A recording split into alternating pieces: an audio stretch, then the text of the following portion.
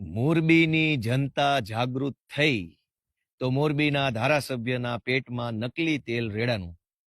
અત્યાર સુધી જનતા અન્યાય, અત્યાચાર, શોષણ અને તાનાશાહી સહન કરી લેતી હતી તો કોઈને તકલીફ ન હતી. પણ જેવું જનતાએ બોલવાનું ચાલુ કર્યું કે ભાઈ આ તો ગટર ખરાબ છે, રોડ ખરાબ છે, પાણી ભરાઈ જાય છે, રોડ ઉપર રખડતા ઢોરનો ત્રાસ છે, ટ્રાફિક જામ છે, અનેક સમસ્યાઓને લઈને આમ જનતાએ જ્યારે અવાજ ઉઠાવવાનું ચાલુ કર્યું તો મોરબીના ધારાસભ્યના પેટમાં નકલી તેલ રેડાયું.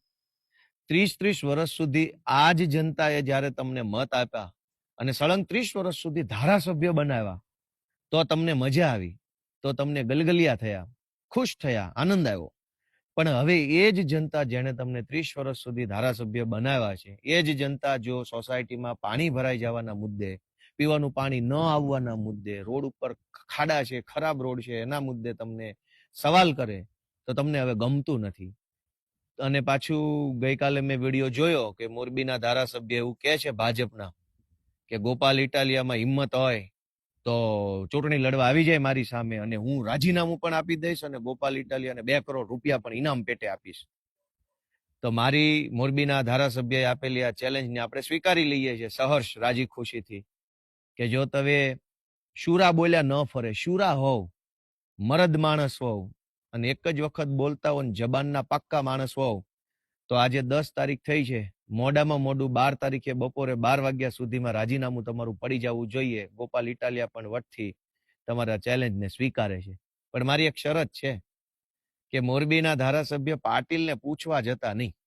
પાટીલ અંકલ, મારાથી ભૂલથી બોલાઈ ગયું છે, હું રાજીનામું આપું કે ના આપું, અંકલ પ્લીઝ મને માફ કરો, એવી બધી વાતો કરવાની નહીં.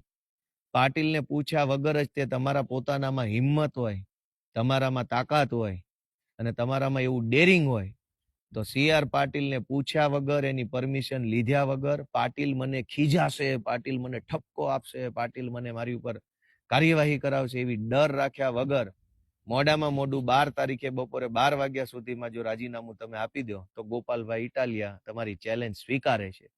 30 વર્ષથી તમે મોરબીના ધારાસભ્ય છો, તમને શરમ આવવી જોઈએ.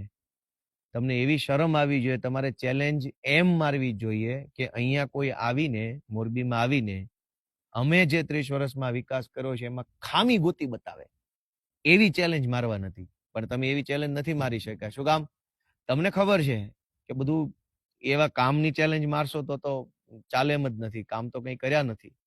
લાતી બજાર છે, પંચાસરા રોડ છે, ઉમિયા સોસાયટી છે, SP સરદાર પટેલ સોસાયટી, અનેક વિસ્તારો છે જે મોરબીના પોશ એરિયા કહેવાય, એમાં પાણી ભરાઈ જાય છે ચોમાસામાં. થોડોક 1 ઇંચ વરસાદ આવે ત્યાં તો રેલમછેલ થઈ જાય છે.